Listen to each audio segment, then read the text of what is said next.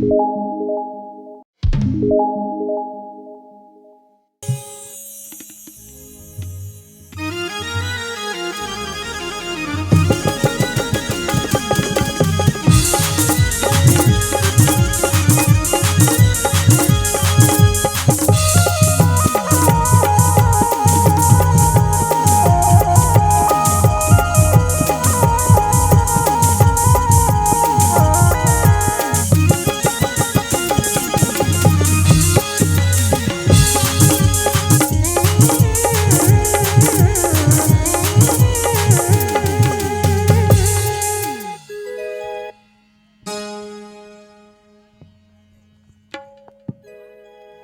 दो सरस्वती मैया की जय।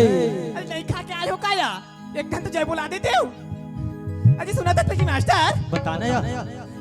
अजी चांदला तोड़ दो तारल मुड़ार दो ऐसे का अजी गौर फरमाए जी बेटी मास्टर बताना। अजी चांदला तोड़ दो तारल मुड़ार दो ऐसे का गांव के टला हाँ कहने बेटी मास्टर ओहो तो हम कलरा छोड़ दो जी। ये बाबा सुना था का काये जी पतझड़ में पत्ते गिरते हैं हाँ। मगर उठाते हैं कौन। कौन पतझड़ में पत्ते गिरते हैं हाँ। मगर उठाते हैं कौन। कौन प्यार तो सभी करते हैं शिवानी जी ऐसी का मगर निभाते हैं कौन। चल झूठा ओकरा से तो कहते बेटी मास्टर काय कहता अजी आग लगे बंजर परे तो शायरी के बोले माँ वैसे का अजी आग लगे बंजर परे तो शायरी के बोले माँ इज्जत को पूरा दीवाना हो गया ना जी इस दीवानी के टाइटू बनाई ना सुना था का क्या होगी राजा प्यार कभी किसी को मत करना काबर जी हो जाए तो इनकार मत करना। ऐसी का प्यार कभी किसी को मत करना हाँ हो जाए तो इनकार मत करना। ऐसी का प्यार करना शिवानी जी हाँ जी। लेकिन किसी का जिंदगी बर्बाद मत ऐसी करना। का ये बेटी मास्टर बताना मैं क्या कहता जानता जी का कहता तरी पीला मुरी चढ़ीली जवानी